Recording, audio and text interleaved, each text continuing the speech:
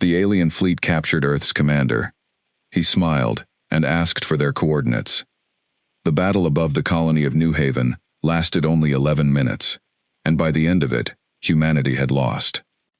It had begun the way most disasters begin, without warning, without any sign that the day would be different from any other. New Haven was a quiet colony, 300,000 people living on a rocky world at the edge of explored space, growing crops in domed fields and mining ice from the outer moons. Commander Reyes had been sent there with a small defense fleet, 6 ships in total, as part of a routine rotation. Nobody expected trouble. The nearest hostile force, as far as Earth Command knew, was hundreds of light years away. Then the sky had torn open. There was no other way to describe it. One moment, the space above New Haven was empty and calm, dotted with familiar stars.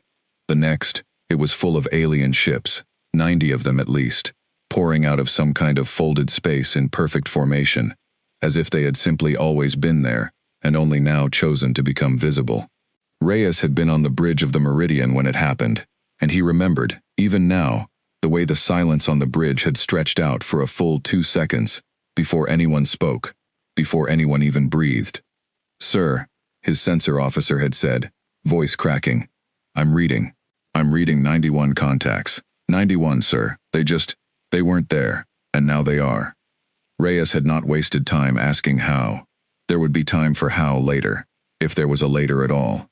He had ordered the fleet to defensive positions, had sent the distress signal toward Earth, had done everything a good commander was supposed to do in the first 30 seconds of an impossible situation. It had not been enough. The Vral ships moved faster than anything human engineering had ever built, and they fired weapons that did not behave like any weapon in the human arsenal. Beams of blue-white light that cut through shielding, as if the shields were made of paper.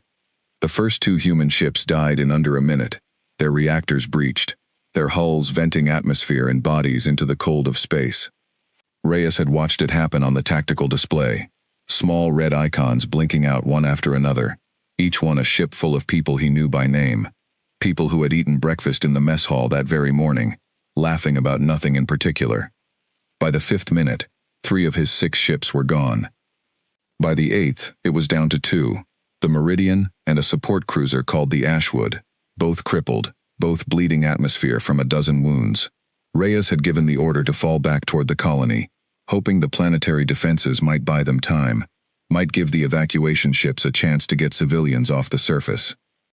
The Ashwood had not made it. Reyes had watched that ship die too, watched it break apart in silence, because there was no sound in space to carry the sound of an explosion, only the terrible visual of it, a ship simply ceasing to be a ship, and becoming instead a spreading cloud of fire and debris and frozen air. By the 11th minute, the Meridian was the last human ship still moving under its own power, and it was not moving well. Weapons offline, shields gone, reactor bleeding radiation into compartments that should never have seen it. Reyes had looked at the display, had looked at the 90 alien ships still bearing down on his one broken vessel, and had understood, with the cold clarity that sometimes comes in the worst moments of a person's life, that there was exactly one decision left for him to make.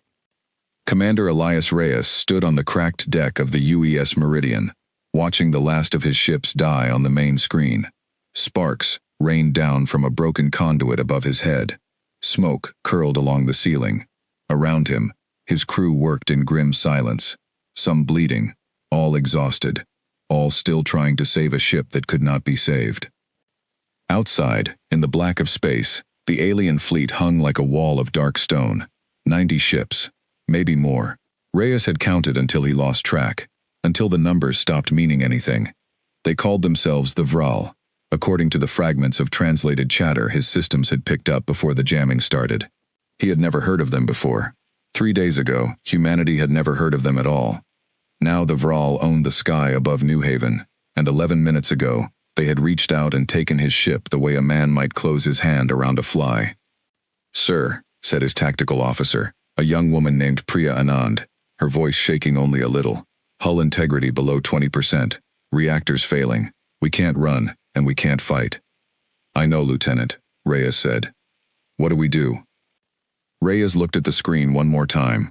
He looked at the shape of the alien flagship, easily 10 times the size of his own vessel, its hull covered in strange ridges that glowed faintly blue, like veins under skin.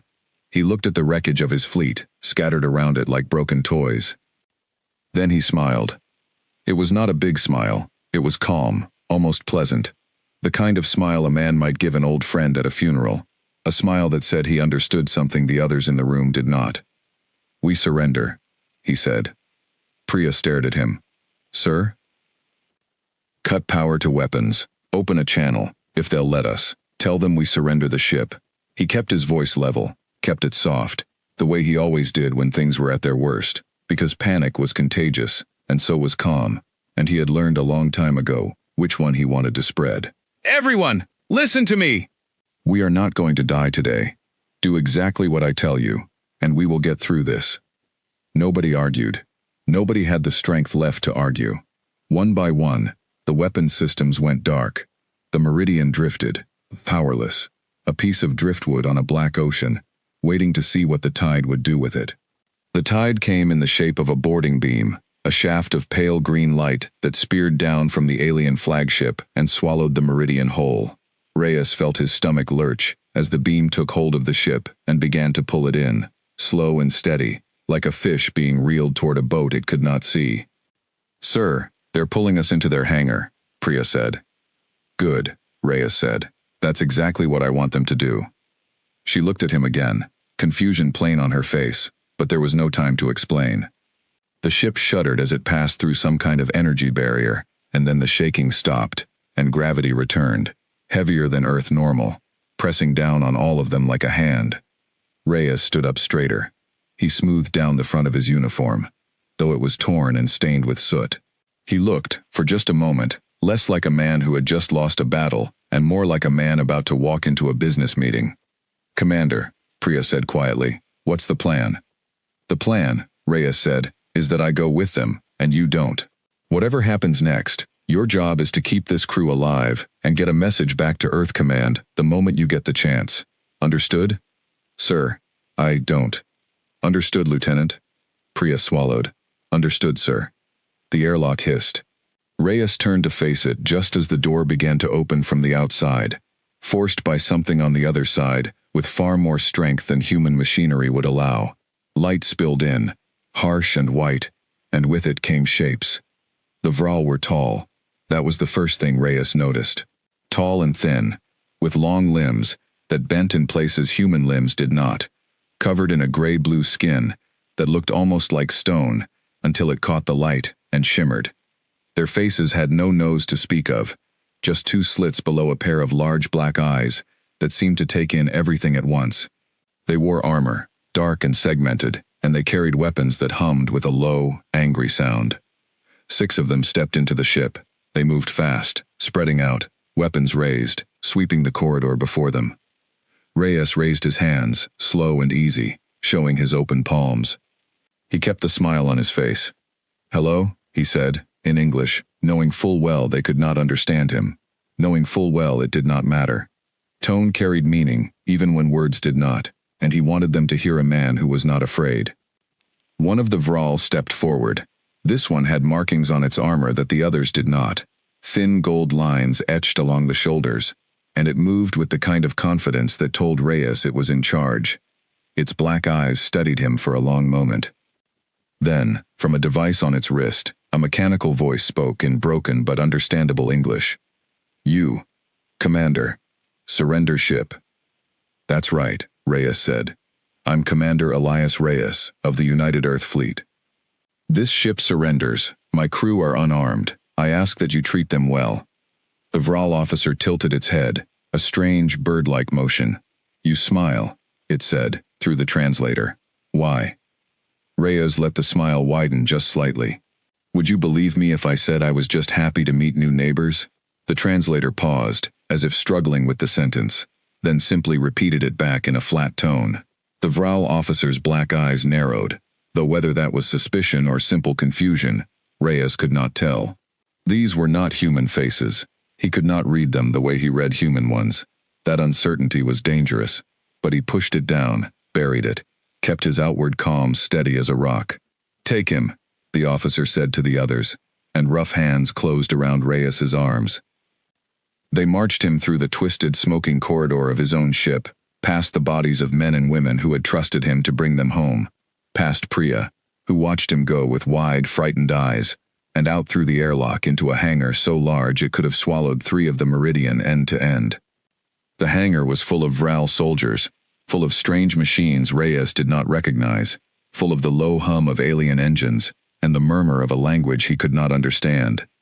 He was pushed forward, down a ramp, across a floor of black metal that seemed to absorb the light rather than reflect it. He kept smiling the whole way.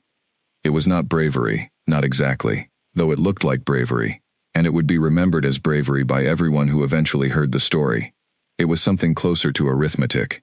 Elias Reyes had spent 18 years in the United Earth Fleet, and in that time, he had learned one lesson above all others. The first impression you gave to an enemy, especially a new enemy, especially one who did not know you yet, could shape everything that came after. Fear invited cruelty. Confidence invited caution. And caution, in Reyes's experience, was a door that could be worked open, slowly, patiently, from the inside. He was taken through a long corridor, lined with strange glowing symbols, up through a lift that moved with unsettling smoothness, and finally into a chamber that could only be described as a throne room, though it had clearly been built for a species with very different ideas about comfort than humans. The ceiling arched high above, ribbed like the inside of some great beast. At the far end, on a raised platform, sat a Vral unlike any of the soldiers Reyes had seen so far. Older, its gray-blue skin duller, its armor more ornate, covered in gold markings that seemed to mean rank or status. This one did not need a translator device visible on its wrist. It had one built into its throat, a small metal collar that glinted when it spoke. "You are the commander of the human ships," it said, and the words were clearer than the soldiers had been, more fluent, though still carrying that strange flat quality that came from a machine doing the work of a tongue that had never shaped human words before. "I am," Reyes said, "Commander Elias Reyes, United Earth Fleet. And you are?" The alien's black eyes flickered, something that might have been surprise passing behind them. Prisoners, it seemed, did not usually ask questions.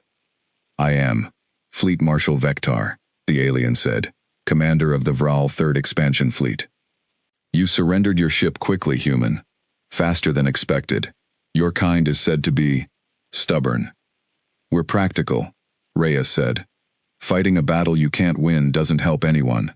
I'd rather my crew live to see tomorrow than die proving a point today." Vector studied him. The room was silent except for the low hum of machinery somewhere far below, a sound that seemed to run through the very bones of the ship. Guards stood at every wall, weapons ready, and Reyes was aware, in a distant way, that any one of them could end his life in an instant if the order came. He kept his hands loose at his sides. He kept his shoulders back.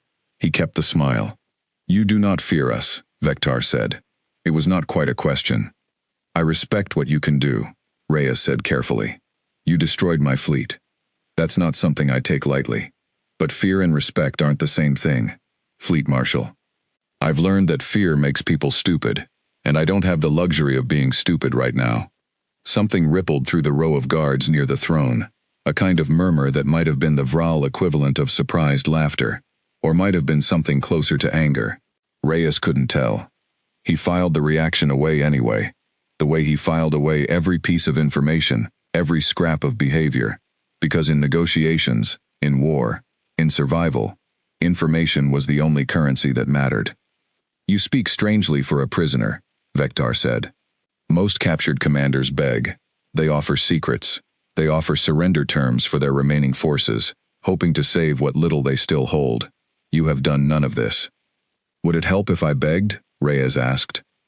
"No. Then I won't waste either of our time." Reyes let his eyes travel briefly around the chamber, taking in the guards, the strange architecture, the ornate markings along the walls that might have been history, or law, or simple decoration. He filed all of it away too. "I imagine you didn't come all this way just to conquer a farming colony, Fleet Marshal. New Haven grows crops and mines ice. It isn't a prize, it's a message. You wanted to see how humans fight. Now you know. Question is, are you satisfied with the answer?" Vektar's throat collar clicked softly as the translator worked to keep pace. You believe this was a test? I believe very little happens by accident when a fleet of 90 ships appears out of nowhere and destroys 6, Reyes said. I've been doing this job a long time. I know a probing attack when I see one, even when it looks like a massacre. For the first time since Reyes had entered the room, Vektar was silent for longer than a heartbeat. The black eyes did not blink, but something in the set of the alien's long frame shifted, a subtle tension that had not been there a moment before. Vektar leaned forward on the throne, black eyes fixed on Reyes with an intensity that made the air feel colder. Your species is young, Vektar said. We have watched your kind for some time, human. Your wars against yourselves. Your slow, clumsy expansion into the stars. You are children playing with dangerous toys. It is the assessment of the Vral dominion that your species, if allowed to continue expanding, will become a threat to be dealt with sooner rather than later. Today, we begin to deal with it.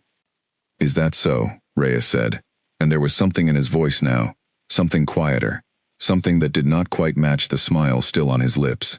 You've been watching us. For how long? Long enough. Then you'll understand, Reyes said, that we've been watching too. The room went very still. A question then, Fleet Marshal, and I'd like an honest answer, if your kind is capable of giving one, Reyes said. Where are we? I mean that literally. What are the coordinates of this fleet, relative to Sol? I'd like to know exactly where I am.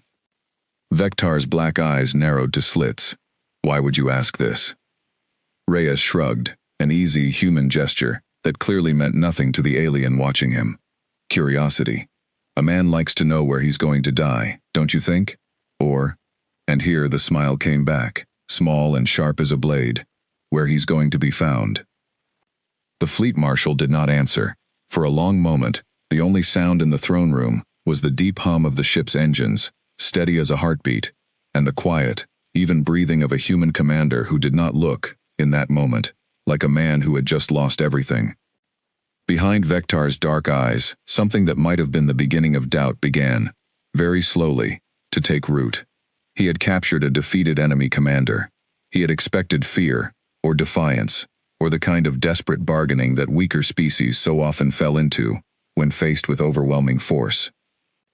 He had not expected a man who smiled at his own capture and calmly asked for the coordinates of the fleet that held him.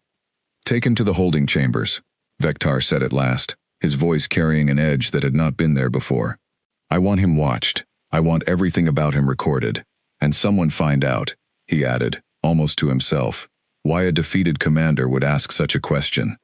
The guards closed in around Reyes and marched him from the throne room. He did not resist. He did not need to. As they led him away, down through the glowing corridors of the alien flagship, deeper into the belly of a fleet that had just conquered a human colony without losing a single ship of its own, Elias Reyes kept his hands loose, his shoulders back, and that small, calm, unnerving smile fixed firmly on his face. Because somewhere on his person, buried deep beneath skin and bone in a place no medical scanner built by the Vral had ever been designed to look, a small device no larger than a grain of rice had just woken up. It had been dormant since before the battle began, waiting, patient as stone, for exactly this moment, the moment its carrier was taken alive, aboard an enemy vessel, deep into enemy territory. It began, very quietly, to listen, and to send. Far behind him, on the broken deck of the UES Meridian, Lieutenant Priya Anand watched the airlock seal shut behind her captured commander, and felt a strange, cold certainty settle into her chest. Whatever Reyes had planned, whatever was happening in that smile of his, it was only just beginning. She turned to her surviving crew, straightened her spine the way she had seen her commander do 100 times before, and began giving the orders that would, eventually, though none of them knew it yet, help set in motion the destruction of an entire alien fleet. Get me a channel to Earth Command, she said.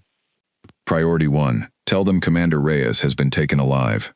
Somewhere out in the dark, past the edge of the Vral fleet, past the wreckage of New Haven's defenses, a signal too faint for alien sensors to notice slipped quietly out into the void, carrying a location, a heartbeat, and a promise. It would take 3 days to reach the nearest relay. It would take 3 days after that for the response to arrive. Elias Reyes, sitting alone now in a cold cell deep inside an alien warship, closed his eyes, folded his hands, and began, patiently, to wait. The cell they put Elias Reyes in was cold, dark, and built for a body shape that was not his. The bench along the wall sat too high for comfortable sitting, and too low for comfortable standing, clearly designed for the long, folding limbs of a Vral, rather than the shorter, thicker frame of a human. Reyes sat on it anyway, elbows on his knees, and waited. He did not know how long he waited. There were no windows in the cell, no clock, nothing to mark the passage of time, except the steady hum of the ship's engines and the occasional distant sound of footsteps in the corridor outside.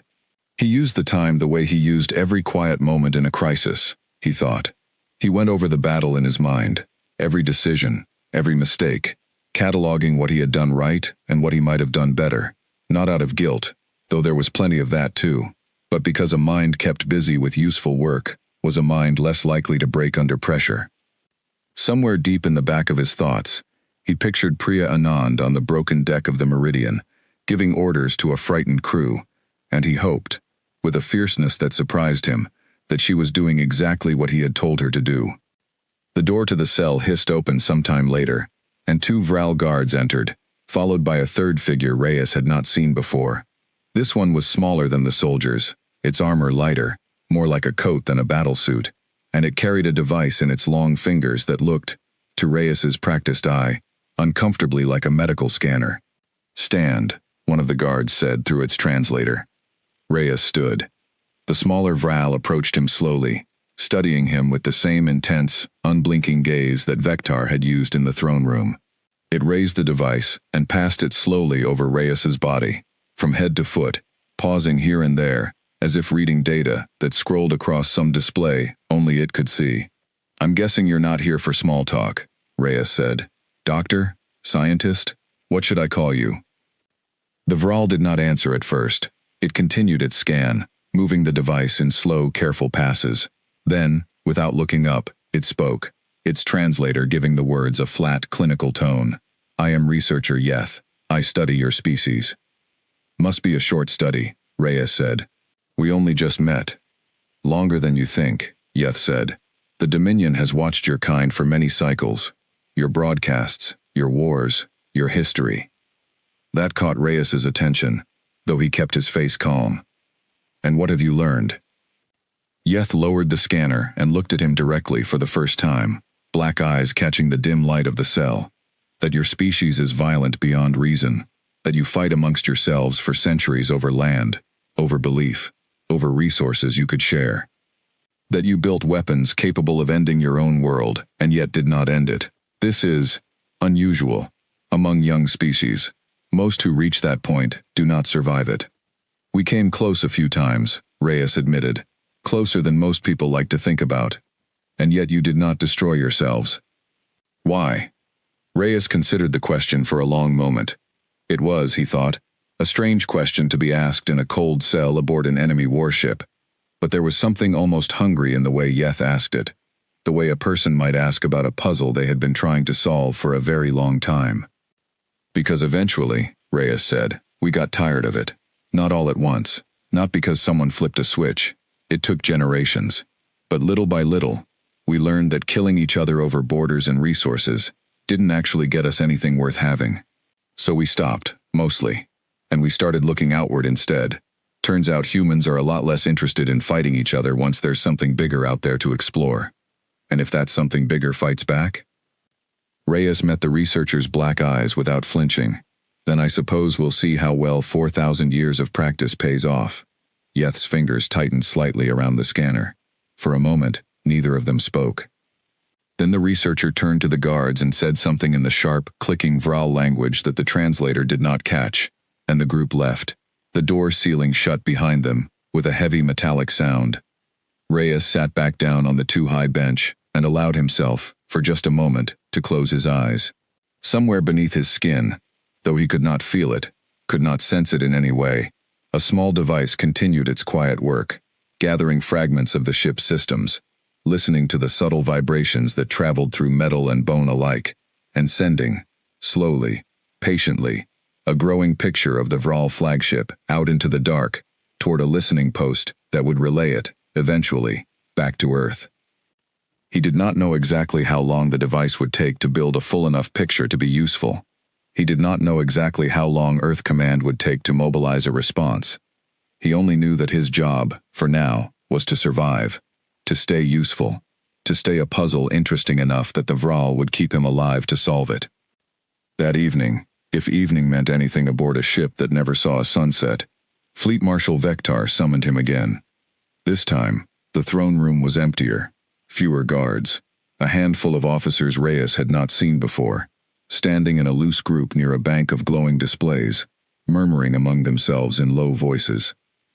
Vector sat on the raised platform as before, but there was something different in the way he held himself now, a stillness that had not been there during their first meeting, the stillness of a predator that had begun to suspect its prey was not quite so helpless as it appeared. "Commander Reyes," Vector said, "Researcher Yeth tells me you spoke of history, of violence and patience. I find myself curious to hear more." "Happy to talk," Reyes said, "though I notice you didn't answer my question from earlier, the coordinates." "You will not receive that information," Vector said flatly.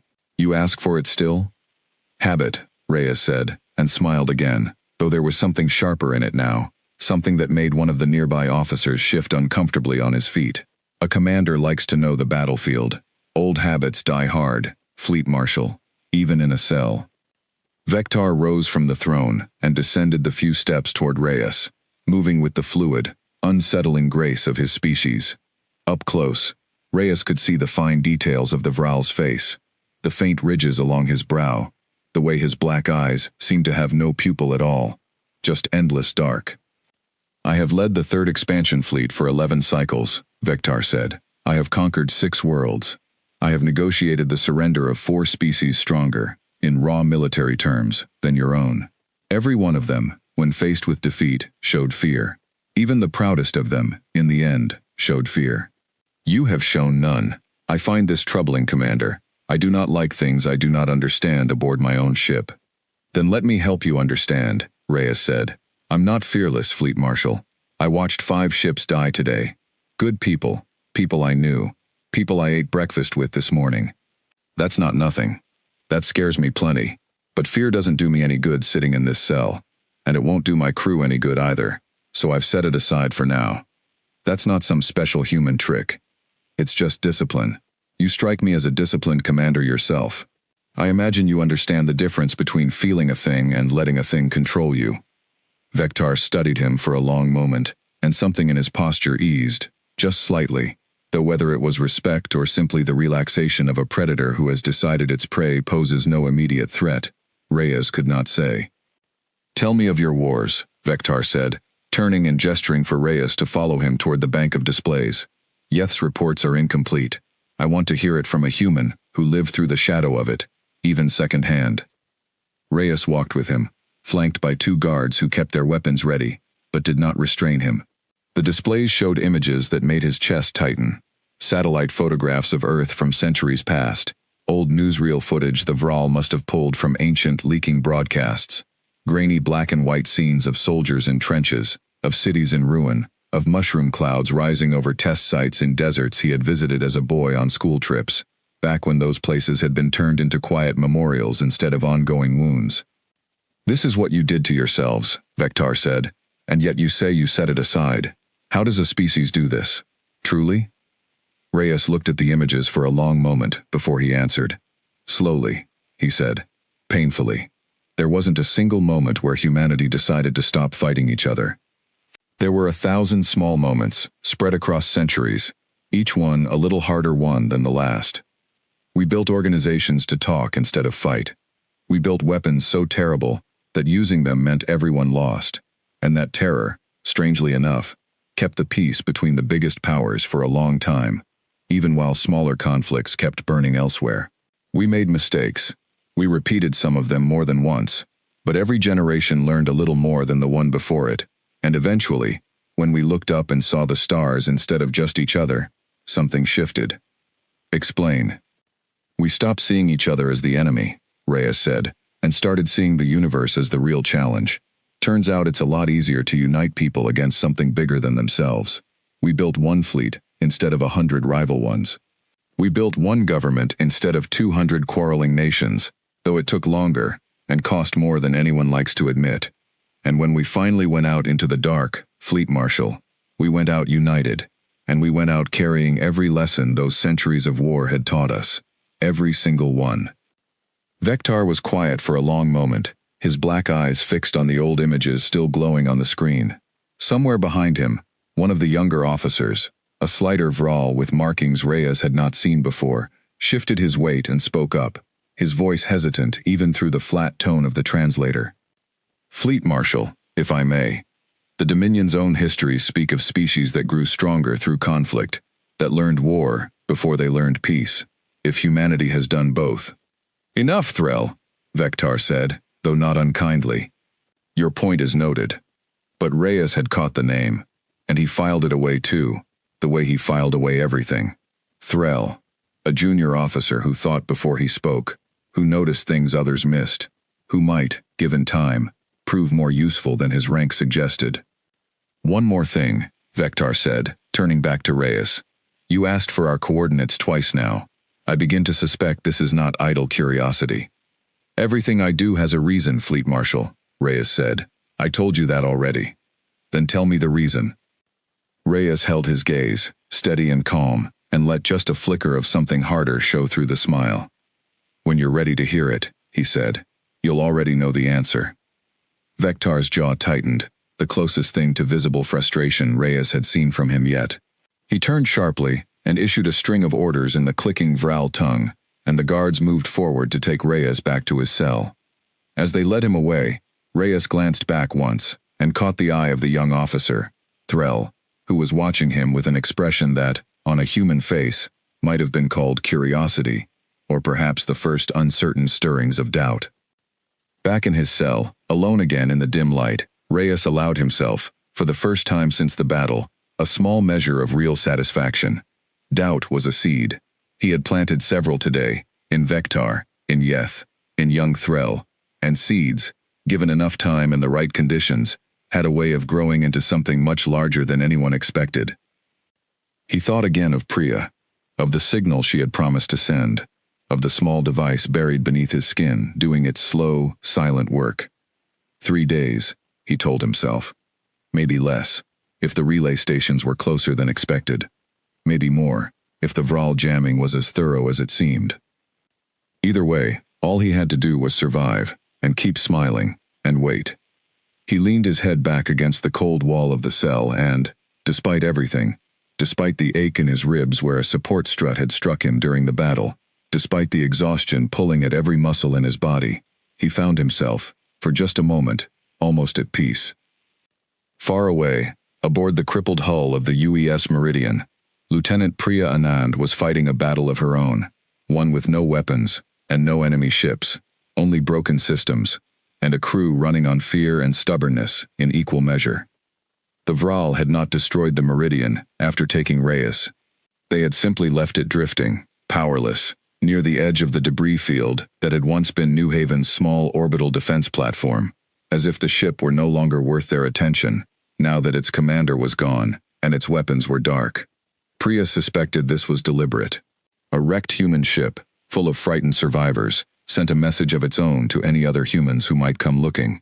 It said, more clearly than words ever could, "This is what happens when you fight us." She refused to let that be the last message anyone received. "Talk to me," she said, moving through the cramped, smoke-stained corridor toward the communications bay, where 2 technicians were working by the light of handheld lamps, the main power still too unstable to trust with anything but the most essential systems. "Please tell me we still have a working relay." "Long range is fried, Lieutenant," said one of the technicians, a wiry man named Okafor, who had not stopped working since the moment the battle ended. "But the short-range emergency beacon still has partial function. If we can boost the signal enough, and if there's anything left of the relay network out past the debris field, we might get a burst message through. Might." "Do it," Priya said. "Send everything we've got. Ship status, casualty count, and Commander Reyes's capture. Priority 1. Direct to Earth Command and to any fleet assets within range. And if nothing's listening, then we keep trying until something is." It took 4 hours of patched wiring, borrowed power cells, and no small amount of luck before Okafor finally managed to coax a weak, stuttering signal out of the beacon and send it arcing off into the dark.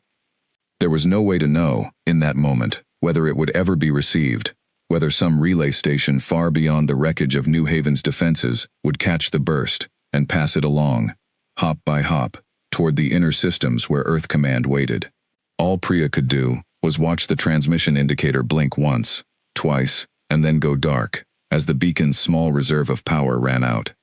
She sat back against the cold wall of the communications bay and allowed herself, just for a moment, to feel the full weight of the day. 5 ships lost. Dozens of crew dead or missing. Her commander taken prisoner aboard an alien warship that could have destroyed the Meridian as easily as swatting an insect, and had chosen, for reasons she did not yet understand, not to. She thought about the way Reyes had smiled as they took him. She had known him for 3 years, had served under him through 2 minor skirmishes, and 1 brutal training exercise gone wrong, and in all that time, she had never seen him smile like that, not once. It was not the calm, reassuring smile he used to steady a nervous crew before a difficult mission. It was something else, something sharper, something that made her think, despite everything, despite the wreckage around her and the alien fleet still hanging in the sky above New Haven, like a judgment waiting to be carried out, that Elias Reyes knew something the rest of them did not. She held on to that thought over the following hours, as the surviving crew worked to stabilize the ship, to treat the wounded, to keep the life support running on whatever scraps of power they could scrounge from the dying reactor. She held on to it when Earth Command finally, faintly, acknowledged receipt of her burst transmission 2 full days later, the reply crackling with distance and static, but unmistakably real. Message received. Hold position. Help is coming. Help, in this case, meant something Priya did not yet fully understand, though she would learn soon enough. Earth Command's reply had not simply promised rescue. Buried within the compressed data packet, alongside instructions to hold position and preserve life support, was a second, smaller file, flagged for her eyes only, decrypted with a code she recognized as belonging to fleet intelligence. It was a location, a rendezvous point, deep in unclaimed space, 3 days' travel from New Haven, at standard cruising speed. And beneath the coordinates, a single line of text that made her sit very still in the dim light of the communications bay. Commander Reyes carries an active tracker. Signal confirmed received 0347 hours. Fleet mobilizing. Await further instructions. Do not engage Vral forces under any circumstances. Priya read the message 3 times before she let herself believe it. Reyes had known. He had known, even as they dragged him off his own broken ship, even as he stood smiling in front of an alien warlord who could have killed him with a single word, that somewhere beneath his skin, a small piece of human engineering was already doing exactly what it had been built to do. She thought of the strange calm in his voice as he'd given her those final orders. Whatever happens next, your job is to keep this crew alive and get a message back to Earth Command the moment you get the chance. He had not been improvising in the chaos of defeat. He had been executing a plan laid long before the first alien ship ever appeared in New Haven's sky. A plan that required, above all else, that he be captured alive. "Ma'am," Okafor said quietly, watching her from across the small compartment. "Everything all right?" Priya folded the data slate closed and looked up at him, and for the first time since the battle had begun, something like real hope flickered across her exhausted face. "Everything's going exactly according to plan," she said. "Get the crew ready. We're going to need to move fast when the fleet arrives." Somewhere out beyond the wreckage of New Haven, deep inside the Vral flagship, Elias Reyes had no way of knowing his message had gotten through. He only knew that he had done everything within his power to make sure it would. And now, in the quiet dark of his cell, all that remained was patience, and the slow, steady work of turning a warlord's confusion into doubt, and doubt, in time, into fear. 3 days passed aboard the Vral flagship, though Elias Reyes had only a rough sense of time, measured out in meals brought to his cell by silent guards, and the occasional visit from researcher Yeth, who continued to ask careful, probing questions about human history, human biology, human nature. Reyes answered most of them honestly. He had learned long ago that the best lies were built on a foundation of truth, and there was no need to invent anything when the plain facts of human history were strange and unsettling enough on their own. On the third day, Fleet Marshal Vector summoned him again, and this time, the tone of the meeting was different from the start. Reyes was brought not to the throne room but to a smaller chamber, dominated by a massive curved display that wrapped almost fully around the walls, showing a live tactical map of the surrounding sector. Ships, marked in glowing blue, hung in careful formation around a red icon that Reyes recognized, after a moment, as the wreckage of New Haven's defenses. His own ship, the Meridian, sat nearby, marked in a dull, inactive gray, still drifting, still alive.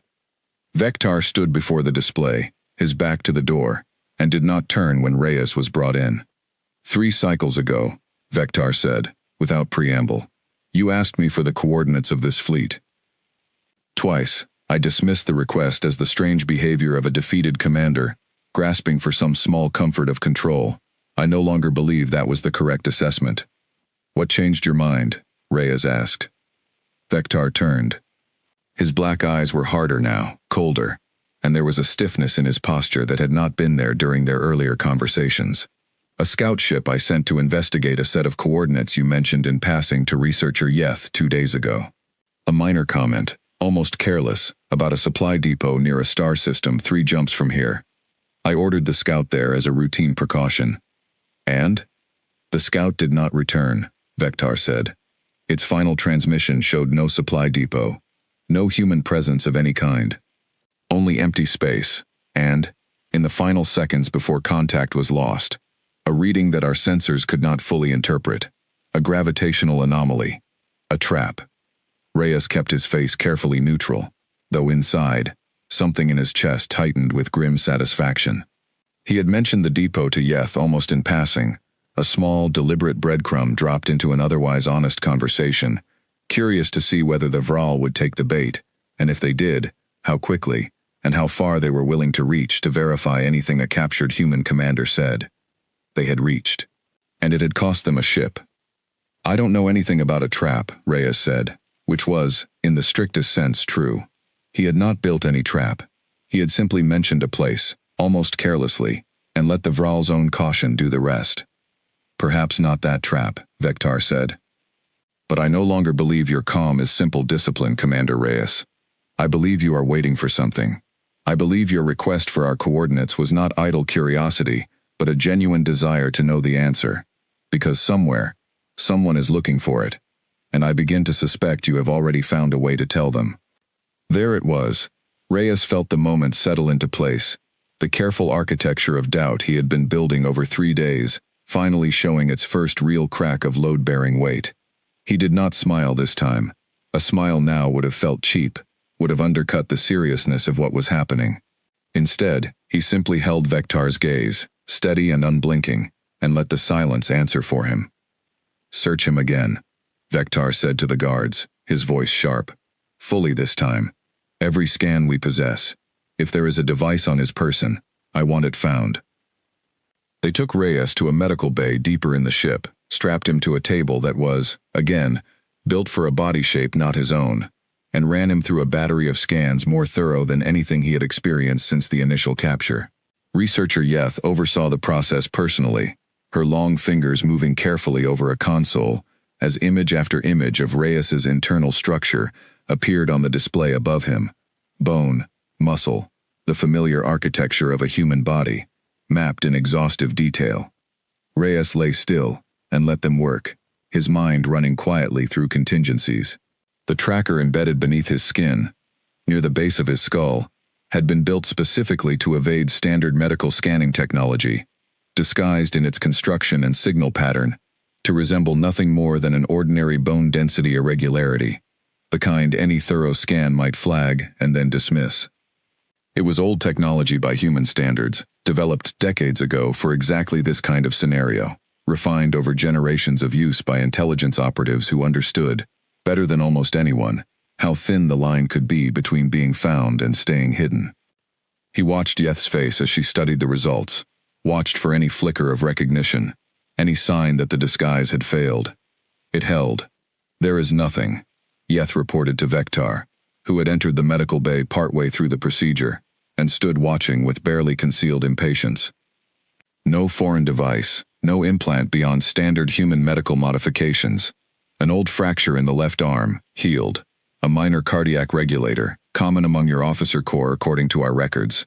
Nothing capable of transmitting a signal. Vektar's jaw tightened.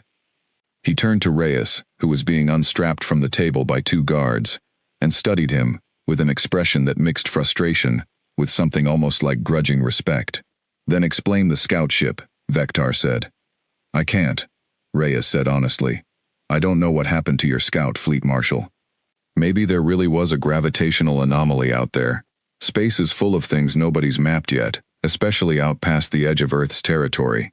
Or maybe, and here he allowed himself the smallest edge of a smile, you're simply in a part of the galaxy that doesn't like uninvited guests very much. You mock me. I'm answering your question as honestly as I can, Reyes said. You're the one who decided to read a threat into it. Vektar stared at him for a long moment, and then, without another word, turned and left the medical bay, his long strides carrying him quickly out into the corridor beyond. Reyes watched him go, and beside him, researcher Yeth lingered a moment longer, studying him with an expression he still could not fully read. You are a strange creature, Commander Reyes, she said finally. I have studied 100 species across my career. None of them behaved as you do under confinement. Maybe you just haven't studied enough humans yet, Reyes said. Yeth's black eyes flickered, and for just a moment, Reyes thought he saw something that might have been the first true stirrings of fear.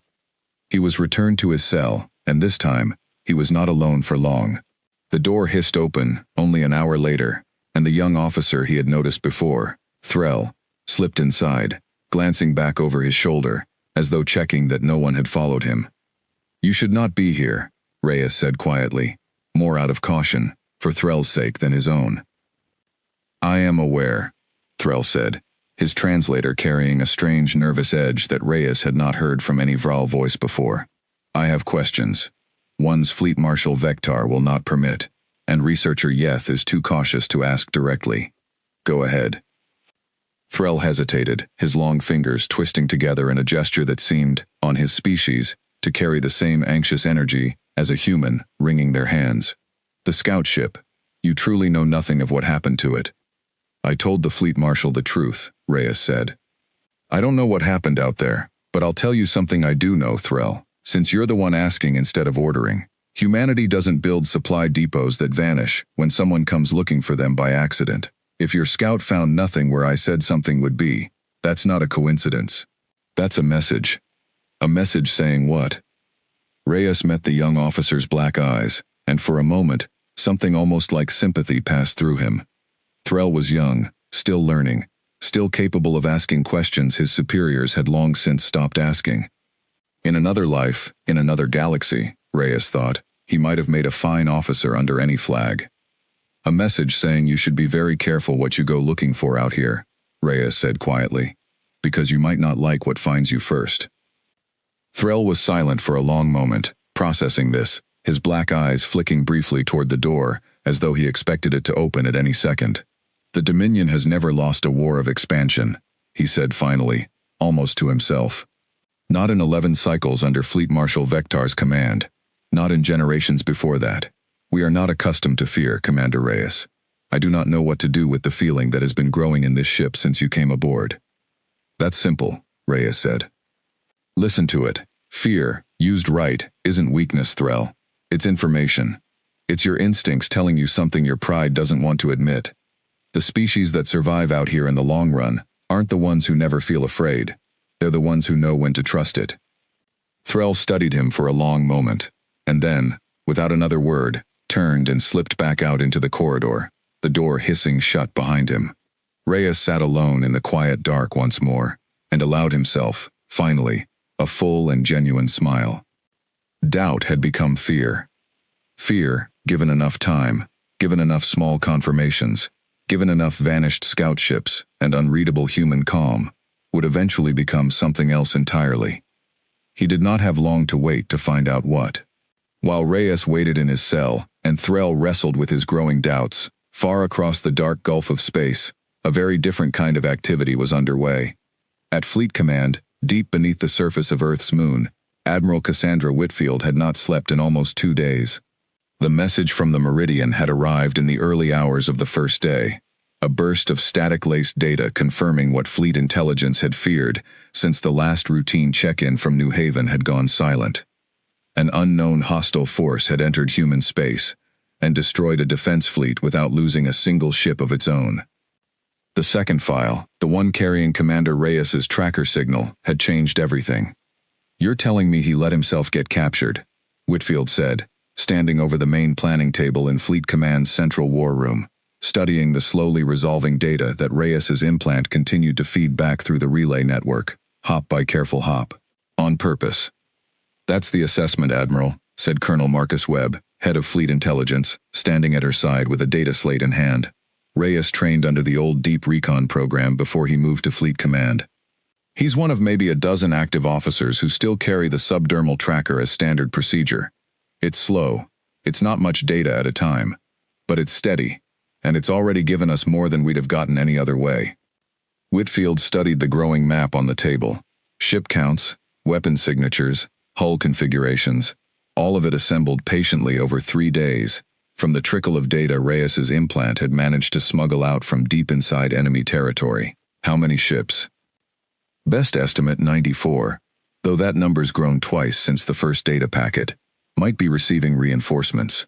Weapon signatures suggest directed energy technology, roughly a generation ahead of our own, in terms of raw output. But their shield technology, near as we can tell, doesn't hold up well against sustained fire. They win on speed and alpha strike. They haven't been tested against a fleet that can absorb the first hit and keep coming. Then we give them a fleet that can absorb the first hit and keep coming, Whitfield said. It had taken every ship Earth Command could spare, pulled from 3 different sectors, refueled and rearmed in record time, crewed by officers and enlisted alike who had heard, through channels official and unofficial, exactly what had happened to the defenders of New Haven, and exactly who was still trapped aboard the enemy flagship. Morale, Whitfield reflected, watching the assembled fleet numbers scroll past on the display, had never been a problem. Every ship that could make the rendezvous point in time had volunteered before the official orders even went out. 112 ships, in the end, gathered at the edge of human space, more than Earth Command had assembled in a single formation in over a decade. Not as large as the Vral fleet in raw numbers, but built differently. Built by a species that had spent 4,000 years learning, sometimes at terrible cost, that speed and firepower alone did not win wars. Endurance did. Coordination did. The willingness to keep fighting after the first blow landed, when a less determined species might already be looking for terms of surrender. Whitfield stood before the assembled bridge crew of her flagship, the UES Ascendant, 3 hours before the fleet was due to arrive at the coordinates Reyes's implant had slowly, painstakingly revealed. "You've all heard the briefing," she said, her voice carrying easily across the bridge. "You know what's waiting for us. 90-plus enemy ships, superior weapons, a technology edge we don't fully understand yet, and somewhere in the middle of that fleet, a commander who chose to let himself be captured so that we would know exactly where to find them." She paused, letting the weight of that settle over the room. "Elias Reyes is buying us time with his life, right now, today, aboard a ship full of people who think humanity is a young, primitive species not worth taking seriously. I intend to prove them wrong. We are not going in blind. We are not going in outnumbered in any way that matters. We are going in exactly where they don't expect us, exactly when they don't expect us, because a good commander gave us that gift at considerable personal risk, and I will be damned if we waste it." A murmur of grim agreement swept the bridge. Somewhere behind Whitfield, the tactical officer began calling out the final course corrections, and the great bulk of the human fleet, 112 ships strong, began its final approach toward the coordinates that had been slowly, patiently assembled, from a signal no larger than a grain of rice, buried deep beneath the skin of a man who had smiled at his own capture and asked, politely, for directions. 2 days later, an alarm sounded through the Vral flagship, a deep, pulsing tone unlike anything Reyes had heard before, and the guards outside his cell moved with a new, sharp urgency he had not seen in them until now. Through the thin walls of his cell, he could hear raised voices in the corridor, quick footsteps, the distant hum of the ship's engines, shifting pitch as power was rerouted through systems he could not see. The door hissed open. It was Threll, this time without any pretense of secrecy, flanked by 2 armed guards, his black eyes wide with something that, on a human face, would have been unmistakable panic. "Commander Reyes," Threll said, his translator struggling to keep pace with the speed of his words. "Long-range sensors have detected a fleet approaching this position. A large fleet. Human signatures, Commander. They are 3 hours out and closing fast." Reyes stood slowly from the bench, and this time, he let the smile show fully, let every ounce of quiet, patient satisfaction that had been building inside him for 3 long days finally reach his face. "Took them long enough," he said. "Better late than never." Threll stared at him, and something in the young officer's expression shifted from panic into a kind of dawning, horrified understanding. "You knew," he said quietly. "You knew this would happen. From the very beginning." "I hoped it would happen," Reyes corrected gently. "There's a difference. Hope needs a plan behind it to mean anything." The guards, unsure what to do with a prisoner who greeted news of an approaching enemy fleet with open relief, hesitated only a moment before seizing Reyes by the arms and marching him quickly out of the cell, back through the humming corridors toward the command chamber where, Reyes guessed, Fleet Marshal Vector was already trying to make sense of the sudden, impossible arrival of 100 human ships in a sector of space the Vral had believed entirely unmonitored. He was not wrong. The command chamber, when they arrived, was a storm of raised voices and flashing displays. Officers moved between stations with the sharp, controlled urgency of a crew that had never once, in living memory, needed to prepare for a defensive engagement. Vector stood at the center of it all, his black eyes fixed on the tactical display, where a swarm of blue icons, more than 100 strong, had appeared at the edge of the sensor range, and was closing with a speed and precision that left no doubt about their intentions. "How?" Vector demanded, of no one in particular. "How did they find this position? We are 11 jumps from any charted human territory. Our approach vectors were randomized. Our jamming has held since the first hour of the engagement." "Fleet Marshal," said one of the sensor officers, her voice tight with barely controlled fear. "The approaching fleet's course corrections suggest they are not searching for us. They are navigating directly toward this position, as though they already know precisely where we are." Vector's gaze snapped toward the doorway, where Reyes stood flanked by his guards, still smiling. "You," Vector said, crossing the chamber in a few long strides, looming over Reyes with a fury that had finally broken through his earlier composure. "Explain this, now." "I told you, I don't know exactly how they found you," Reyes said calmly. "But I did tell you, more than once, that I wanted your coordinates, Fleet Marshal. Turns out, I didn't need you to give them to me. I already had a way of finding out for myself." Understanding dawned across Vector's face like a shadow falling. "The scan. Yeth's scan found nothing." "Your scanners were built to look for Vral technology," Reyes said. "You've never fought humans before. You didn't know what to look for, and I wasn't about to volunteer the information." Around them, the command chamber had gone eerily quiet, officers frozen mid-motion, listening. Vector's long fingers curled into fists at his sides, and for a moment, Reyes genuinely did not know whether the fleet marshal intended to strike him down where he stood. Instead, Vector turned sharply away, his voice cutting across the chamber like a blade. "Battle stations, all hands, I want full shields, all weapon batteries charged, and I want a firing solution on that fleet the instant it enters effective range. We destroyed 6 human ships without losing one of our own. We will do the same to 112. "You could try," Reyes said quietly, almost to himself, as the guards dragged him back out of the command chamber toward a holding cell nearer the ship's core. "But Fleet Marshal, I'd think very carefully before betting on it." Behind him, the command chamber erupted into the controlled chaos of a fleet preparing for a battle it had never expected to fight, and somewhere out in the dark, closing fast, 112 human ships bore down on the Vral flagship, carrying 9 cycles worth of patient, careful, wounded pride, and every hard lesson 4,000 years of history had ever taught a species that refused, again and again, no matter the cost, to stay defeated. The guards shoved Reyes into a smaller holding cell near the ship's reactor core, one clearly meant for short-term containment during emergencies, rather than long-term imprisonment. It was bare, cramped, and lit by a single dim strip along the ceiling that flickered every few seconds as power was diverted elsewhere throughout the ship. Through the thin walls, Reyes could feel the deep thrum of the reactor working harder than it had at any point since his capture, and beneath that, the faint vibration of weapon systems charging. He sat on the floor, since there was no bench in this cell, and waited, listening. The ship shuddered around him, once, twice, and he recognized the feeling immediately, the Vral flagship maneuvering into formation with the rest of its fleet, preparing to meet the human advance head-on.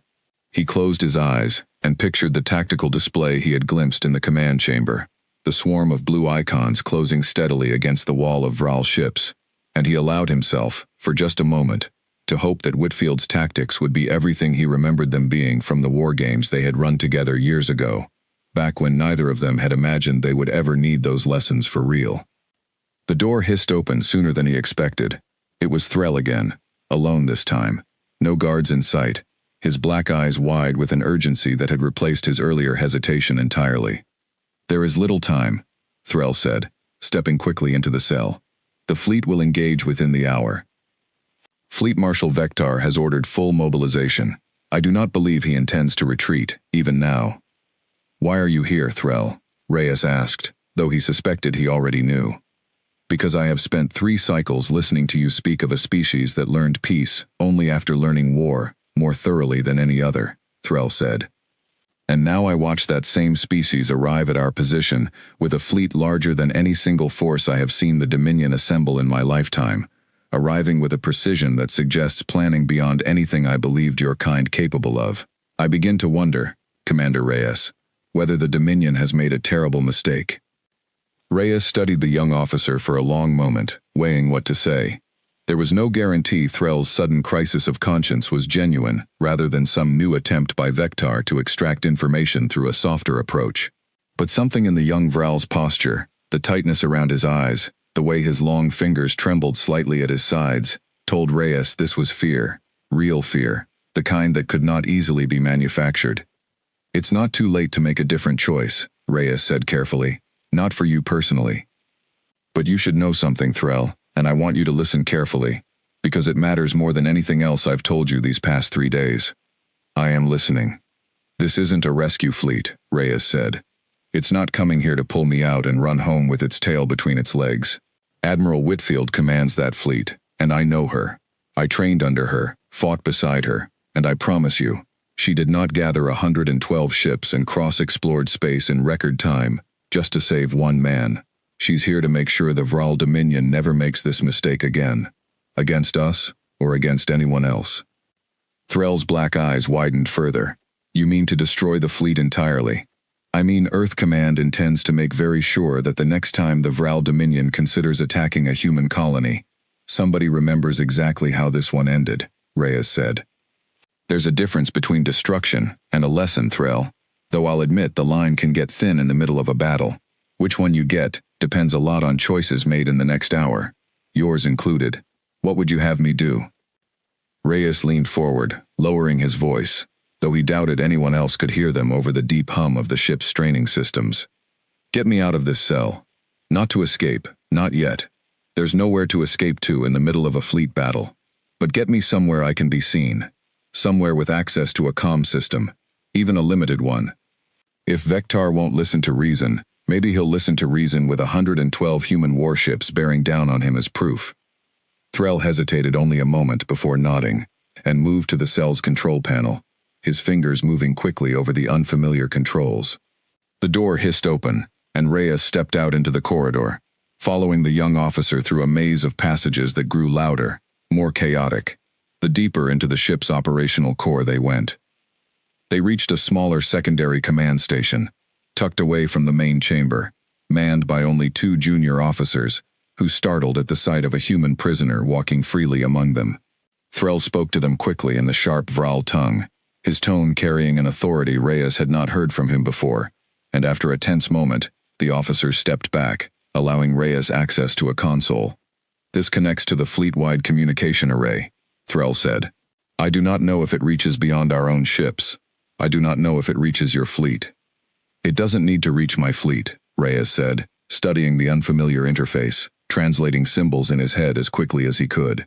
It needs to reach every Vral ship in this formation, all at once, before the shooting starts.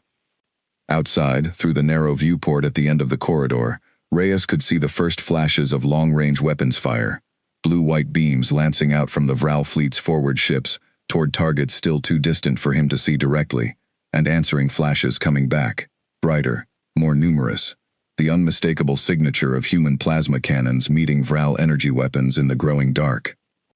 The battle had begun. Reyes worked quickly, his fingers moving over the console with the focused urgency of a man who understood that every second now counted double. He found what he was looking for, a broad-spectrum channel that fed into every Vral vessel's bridge communications, and he keyed it open, praying silently that Threll's guess about its reach had been correct. "This is Commander Elias Reyes, United Earth Fleet," he said, his voice carrying a calm authority that belied the chaos audible through the walls around him. "I am speaking to every ship in the Vral 3rd Expansion Fleet. I want to be very clear about what is happening right now, because I don't think your Fleet Marshal has explained it fully." He paused, listening to the growing thunder of weapons fire outside, and continued. "3 days ago, you destroyed 6 human ships and took me prisoner. You believed my species young, primitive, not worth serious concern. I let you believe that, because it suited my purpose. The truth is that humanity has spent 4,000 years learning how to survive against threats far worse than anything your fleet can bring to bear today, and the fleet now closing on your position was assembled, crewed, and dispatched within 72 hours of receiving word of your attack. 72 hours to gather 112 warships and cross the distance you traveled to reach New Haven. Think about what that tells you about what waits behind them, if this battle does not end the way your fleet marshal expects." On the bridge of the flagship, Vectar's head snapped up at the sound of Reyes's voice bleeding through the command channel, his black eyes blazing with fury. "Find that transmission," he snarled to the nearest officer. "Cut it, now." But the words had already spread across the fleet, ship to ship, crew to crew, and even as technicians scrambled to sever the channel, the damage, if it could be called damage, had already been done.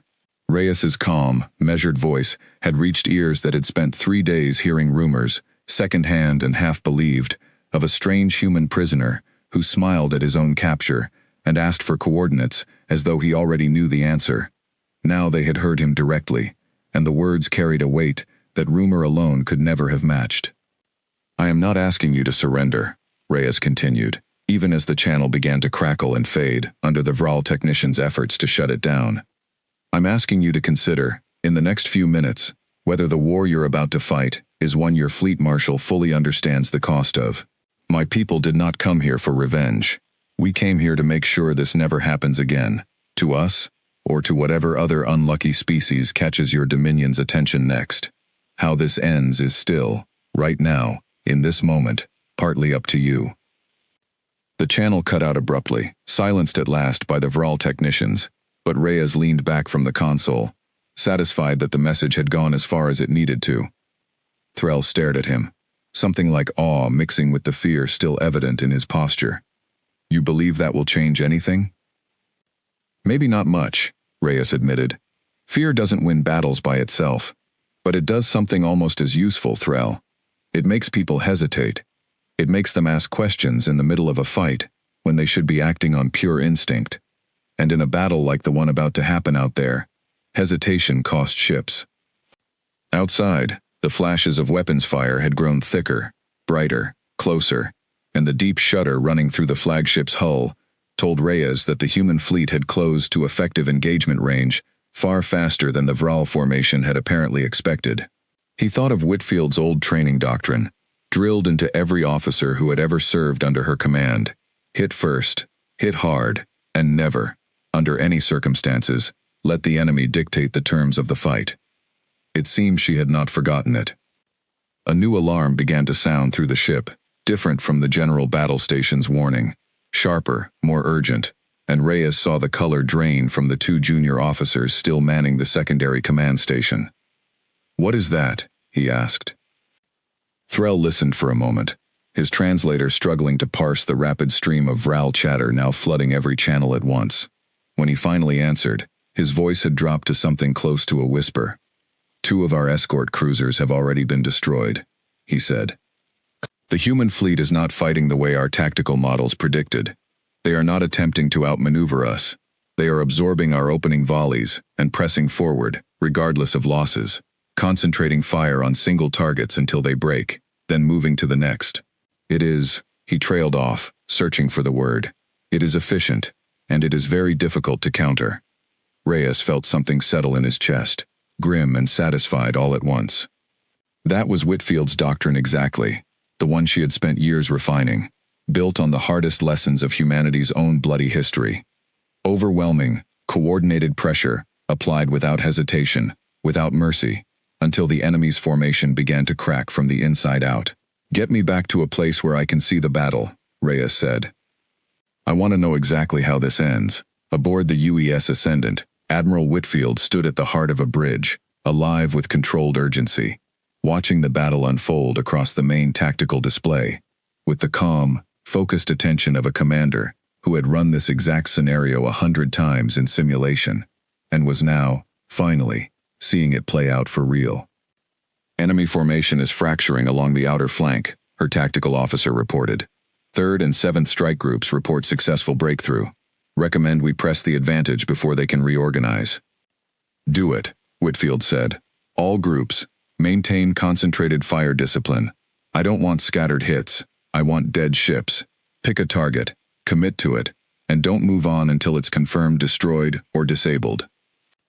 The doctrine had cost Earth dearly to develop, forged across decades of increasingly realistic war games, and, before that, across centuries of brutal human conflict, that had taught hard lessons about the difference between a fleet that fought bravely and a fleet that fought effectively. Individual heroism, Whitfield had long ago come to believe, made for wonderful stories and terrible strategy. What won battles was coordination, patience under fire, and the willingness to absorb losses in the short term for a decisive advantage in the long term.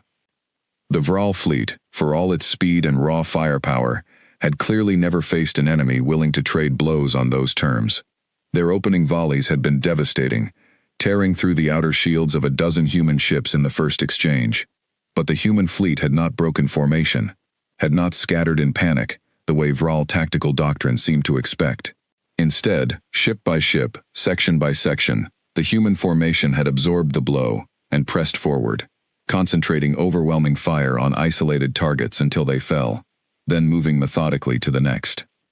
"Enemy flagship holding position at the center of their formation," the sensor officer reported. "Still no sign of retreat, Admiral. If anything, they're consolidating around it." "That's where Reyes is," Whitfield said quietly, more to herself than anyone else on the bridge. "Bring us in closer. I want a firing solution on every escort around that flagship, but nothing on the flagship itself, not yet.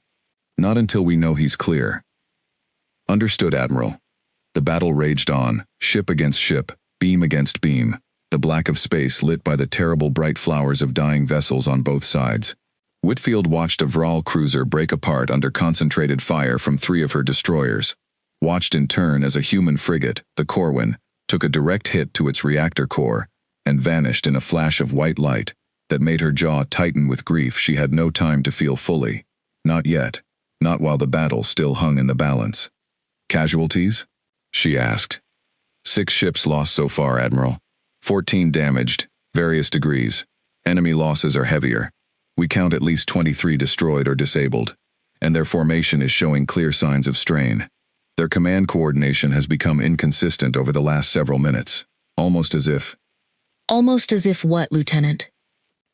"As if something is causing confusion within their own ranks, Admiral. We're picking up fragments of a broad-spectrum transmission from within their formation. Source unclear, but the timing lines up almost exactly with when their tactical cohesion began to falter." Whitfield allowed herself, for the first time since the battle began, a small, grim smile. "That'll be Reyes," she said. "Wouldn't be the first time he's talked his way into changing the outcome of a fight before the shooting even properly started. Keep the pressure on. Whatever he's doing in there, let's make sure it counts for something." Back aboard the Vral flagship, the corridors had grown darker, lit now only by emergency lighting, as power was rerouted again and again to keep failing systems limping along. Reyes and Threll made their way toward the command chamber, forced twice to press themselves against the wall as damage control teams rushed past, carrying equipment toward breaches that Reyes could hear, even through several decks of hull, venting atmosphere into the void with a low, terrible hiss. When they finally reached the command chamber, the scene inside told its own story more clearly than any report could have. Half the display banks were dark or flickering with error symbols. Officers moved between stations with a barely controlled desperation that had replaced the earlier confidence entirely. And at the center of it all, Fleet Marshal Vector stood rigid before the main tactical display, watching the slow, grinding collapse of a fleet that had never once, in 11 cycles under his command, been forced to retreat. He turned as Reyes entered, and for a long moment, the two of them simply looked at each other across the chaos of the chamber. Predator and prisoner, though it was no longer entirely clear, Reyes thought, which one of them still deserved either title.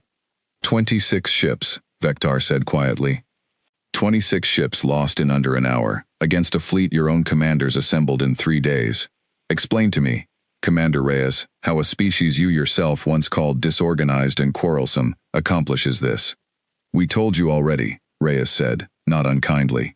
We spent 4,000 years learning how. You spent 11 cycles winning easily. There's a difference between a species that's never lost, and a species that's lost everything more than once, and had to learn how to come back from it. I'd take the second kind into a fight over the first, every time. Vector's black eyes searched his face, and for the first time since Reyes had been dragged aboard this ship, he saw something in the fleet marshal's expression that was unmistakable, even across the gulf between their two species.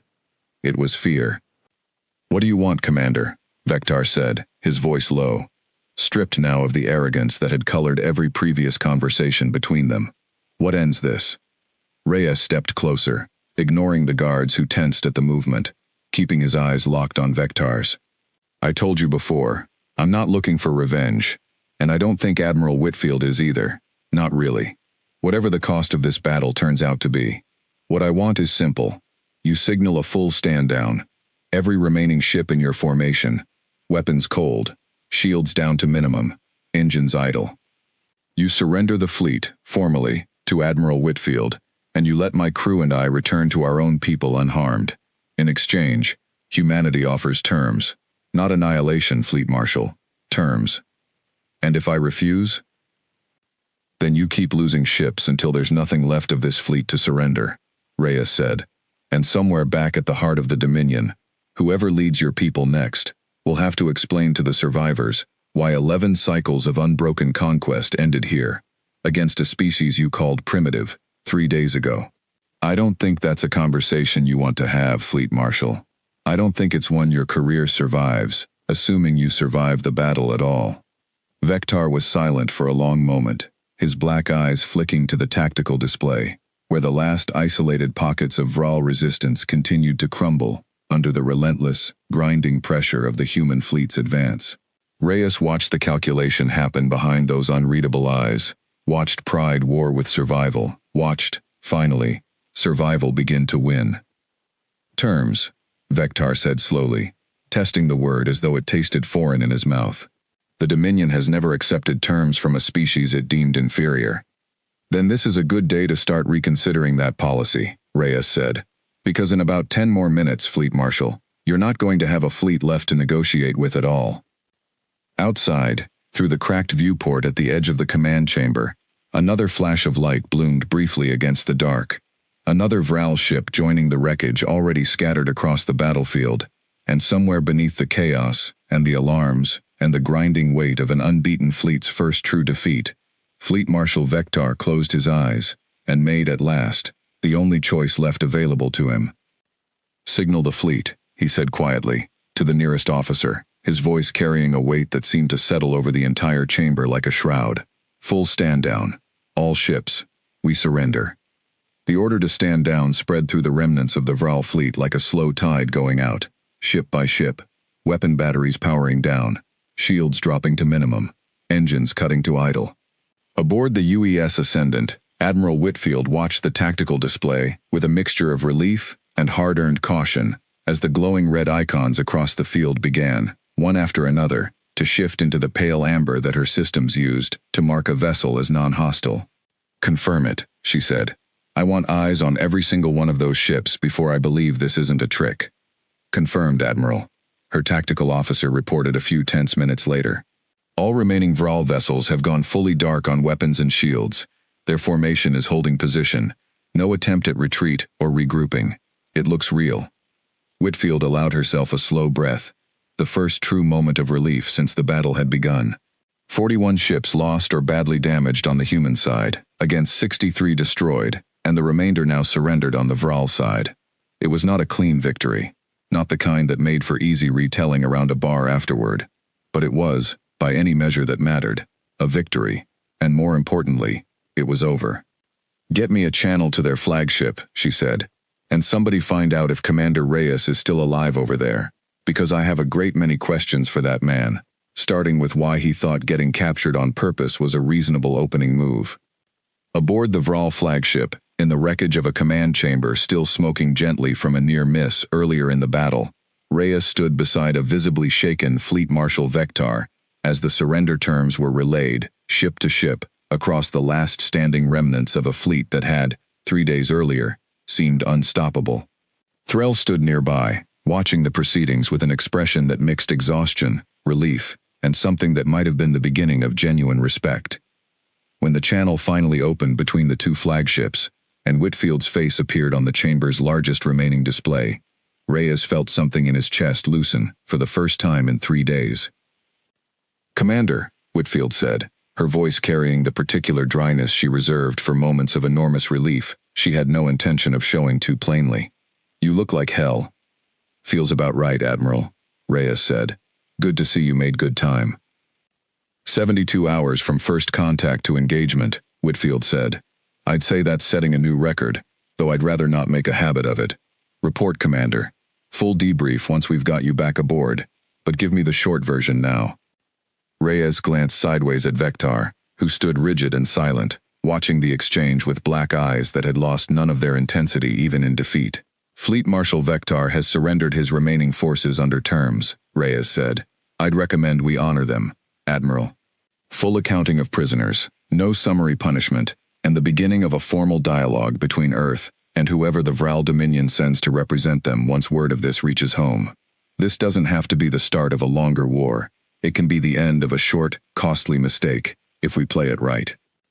Whitfield studied Vector through the display for a long moment, her expression unreadable.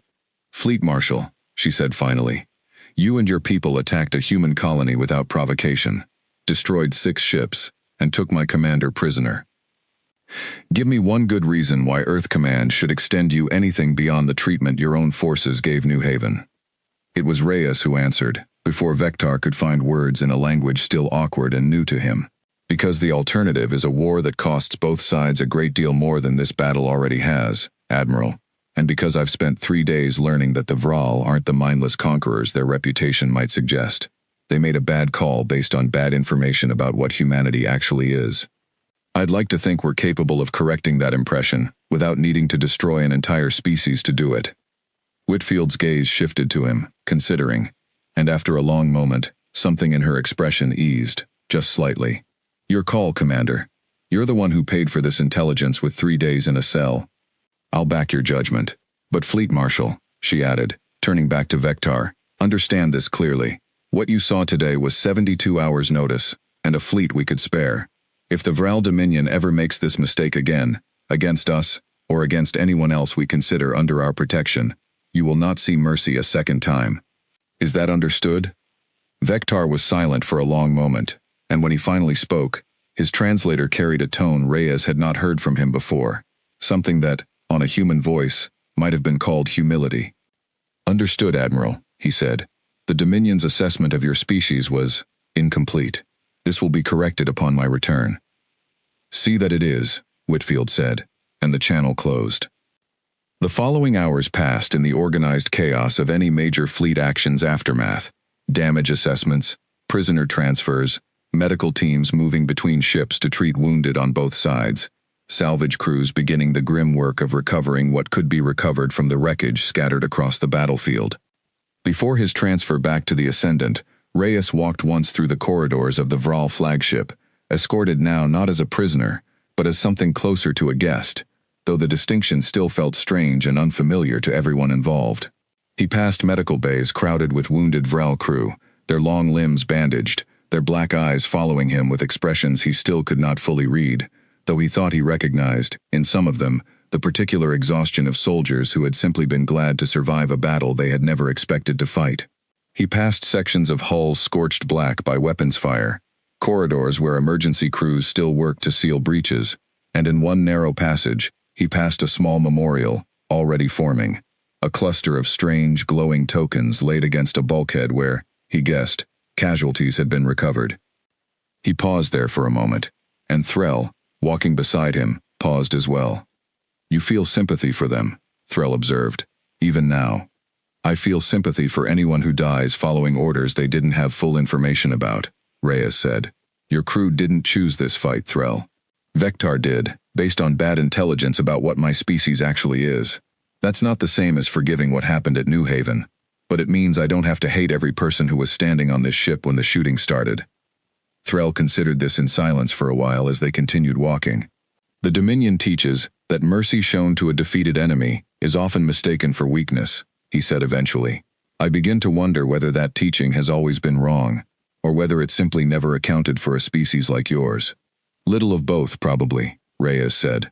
"Mercy without strength behind it usually does get mistaken for weakness, but mercy backed up by a fleet that just demonstrated it can win anyway. That's something different. That's a choice, not a limitation. There's a difference, and I think it's one worth teaching, if your people are willing to learn it." By the time Reyes finally boarded a shuttle bound for the Ascendant, word of the surrender terms had already begun circulating through both fleets, carried by the strange, half-formal channels that always seemed to spring up in the aftermath of any large engagement, rumor and confirmed fact, tangled together into something that would only sort itself out properly once the official reports were filed. He caught fragments of it from the human crew aboard the shuttle, hushed conversations about the commander who'd apparently walked out of an enemy flagship's command chamber with a full surrender in hand, and he let them talk, too tired in that moment to correct the parts of the story that had already begun to drift from what had actually happened. Priya met him at the Ascendant shuttle bay, having already been transferred back aboard along with the surviving crew of the Meridian, and she greeted him with a mixture of relief and exasperation that made him laugh for the first time in what felt like a very long time. "You could have told me the plan," she said, gripping his shoulder hard enough to hurt, her eyes suspiciously bright. "Instead of just ordering me to send a message and hoping I'd figure out the rest. Would you have let me get captured if I'd explained it first?" Reyes asked. "No," Priya said. "I would have argued with you for an hour, and then let you do it anyway, because that's apparently what serving under you means. But I'd have felt better about it." "Next time," Reyes said, "I'll explain first. Assuming there's a next time." There was, as it turned out, a great deal that came after. The formal surrender of the Vral 3rd Expansion Fleet, and the subsequent return of Fleet Marshal Vectar to Dominion space under a human diplomatic escort, sent ripples through the wider galactic community that neither Earth Command nor the Vral Dominion had fully anticipated. Word traveled, as word tends to, through trade routes and diplomatic channels, and the informal networks that connected the various spacefaring species scattered across that region of the galaxy. A young species, barely a century into interstellar travel, had faced down a fleet from one of the region's more established powers, and had not only survived the encounter, but had turned the tables so completely that the aggressor had ended up suing for terms. The story, inevitably, grew in the telling, as stories do. By the time it had passed through a dozen different species translation systems and been retold at as many trading posts and diplomatic gatherings, the details had shifted and sharpened into something closer to legend. A human commander, who smiled in the face of overwhelming defeat, who calmly asked his captors for their coordinates, as though already certain of the outcome, who turned 3 days of captivity into the architecture of his enemy's complete undoing. Reyes, when he eventually heard some of these retellings secondhand, found them equal parts amusing and mildly embarrassing. The truth, as he understood it, had been considerably less dramatic in the moment, and considerably more the product of careful planning, old technology, and a fair amount of luck, than the growing legend suggested. But he understood, too, why the story mattered beyond its accuracy. In a galaxy full of species who had never encountered humanity before, who knew Earth only through fragments of old broadcasts and the occasional cautious first contact, a story like this one did real work. It told other species, other fleets who might otherwise have looked at humanity's youth and small numbers and seen an easy target, to think twice. Back on Earth, the news of what had happened at New Haven reached the public in careful stages, filtered first through official fleet command statements, and then, inevitably, through the less careful channels of independent news services, eager for details officers like Webb would have preferred to keep classified a little longer. The broad shape of the story proved impossible to contain. A colony attacked without warning, a commander captured and presumed by many, in those first uncertain days, to be as good as dead, and then, against every reasonable expectation, a rescue fleet that had not merely freed him, but had brought an entire alien armada to its knees. Reyes found himself, in the weeks that followed his return, the subject of an attention he had never sought and did not particularly enjoy. Reporters wanted interviews. Historians wanted detailed accounts for the official record. Somewhere, inevitably, a documentary crew began work on a project he had firmly and repeatedly declined to participate in, though that had done little to slow their efforts. He gave the interviews Fleet Command required of him, kept his answers measured and honest, and steadfastly refused every invitation to embellish a story that, in his own private accounting, had been built far more on careful preparation and no small amount of luck than on any particular personal heroism. What mattered more to him, in those quiet weeks, was smaller and more immediate. Visiting the families of the crew who had died aboard the ships lost at New Haven, and again during the battle that followed, sitting with them in the plane, difficult silences that no official report could ever properly fill, answering the questions that mattered most to people who had lost someone, and needed, more than any grand narrative of victory, simply to understand what their loved ones had died doing, and why. Priya accompanied him to several of these visits, and it was during one of them, sitting afterward in a quiet transport heading back toward Fleet Command, that she finally asked him the question that had apparently been sitting with her since the battle's end. "Would you do it again?" she asked, knowing everything that happened, knowing how close it came to going wrong. Reyes considered the question seriously before answering, the way he considered most things that mattered. "I'd want a better plan the second time," he said finally. "Fewer things left to chance. But yes, I think I would. The alternative was standing on that bridge and watching the Meridian get torn apart with nothing left to try. I'd rather take a real risk with a real chance of working than go down doing nothing at all." "That's not really an answer," Priya said. "It's the only honest one I've got," Reyes said, and left it there. 3 months after the battle, Reyes stood in a quiet debriefing room at Fleet Command, reviewing the final reports with Admiral Whitfield and Colonel Webb. The Vral Dominion, true to Vectar's promise, had opened formal diplomatic channels within weeks of the fleet's return, and the early negotiations, while cautious and occasionally tense, showed real promise of becoming something more durable than a temporary ceasefire. "Threll sent word through the diplomatic channel," Webb mentioned, glancing up from his data slate. "The young officer who helped you during the battle. Apparently he's been reassigned to the Dominion's new Office of External Relations. Wants it on record that he'd like to establish direct contact with Earth Command's training programs. Something about wanting to better understand the species that talked its way out of total defeat." Reyes allowed himself a small smile at that. "Tell him I said he asks better questions than most of his superiors. And tell him the door's open, whenever the Dominion's ready to walk through it properly." Whitfield studied Reyes across the table for a long moment after Webb had gone, her expression thoughtful.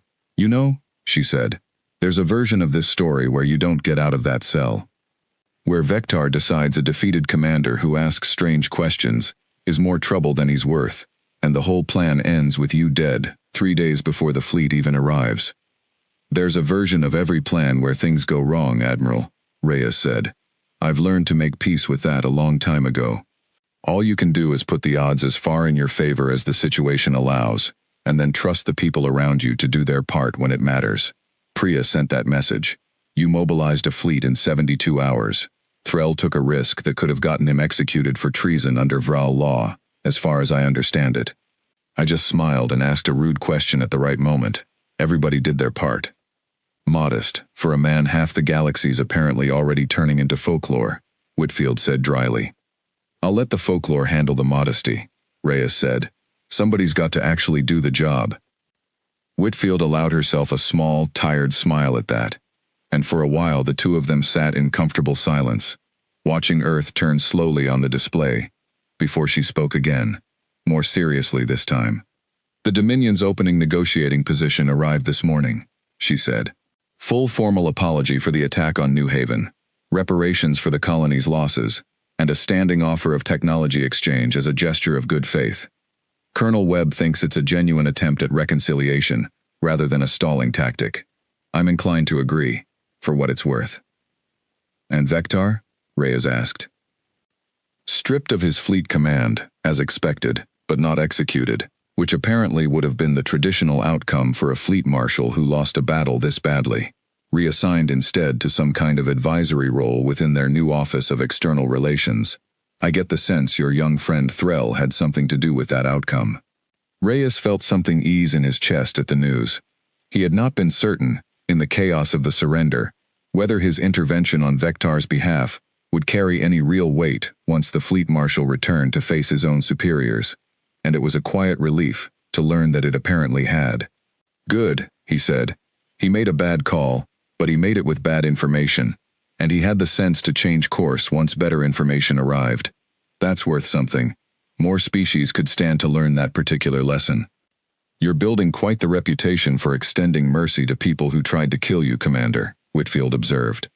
I'm building a reputation for making sure the next fight, if there is one, starts from a better position than this one did, Reyes said.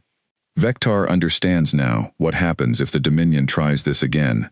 That's worth more to me than watching him punished for a mistake he's already paying for in other ways. Besides, he added, allowing himself a faint smile, I meant what I told him aboard that flagship. This didn't have to be the start of a longer war. I'd rather it turned out to be the reason one never happened at all. Whitfield studied him for a long moment, and something in her expression, weary and proud in equal measure, softened further. Get some rest, Commander, she said finally. You've earned it. Earth Command will still be here when you're done. Outside the window of the debriefing room, Earth turned slowly below, blue and green and achingly familiar, the same world that had spent 4,000 years learning, the hard way, how to survive its own worst impulses before ever setting foot among the stars. Somewhere out past the edge of that quiet, turning world, in systems still being mapped and species still being met for the first time, word of a smiling commander, and a fleet that would not stay defeated, continued to spread, carried along trade routes and diplomatic cables, becoming, slowly but surely, exactly the kind of reputation that made other species pause, before reaching for a weapon instead of a handshake. It was not the reputation Earth had set out to build, not deliberately, not from any grand strategy drawn up in a war room years in advance. It had simply grown, the way such things often did, out of necessity, out of stubbornness, out of a long and difficult history that had taught humanity, above almost everything else, how to survive being underestimated. And somewhere in the growing tapestry of that reputation, one story in particular kept being told and retold, passed from crew to crew, species to species, a story about a fleet, a capture, and a commander who had looked his enemies in the eye at the very worst moment of his life, and, instead of showing them fear, had simply smiled and asked for their coordinates.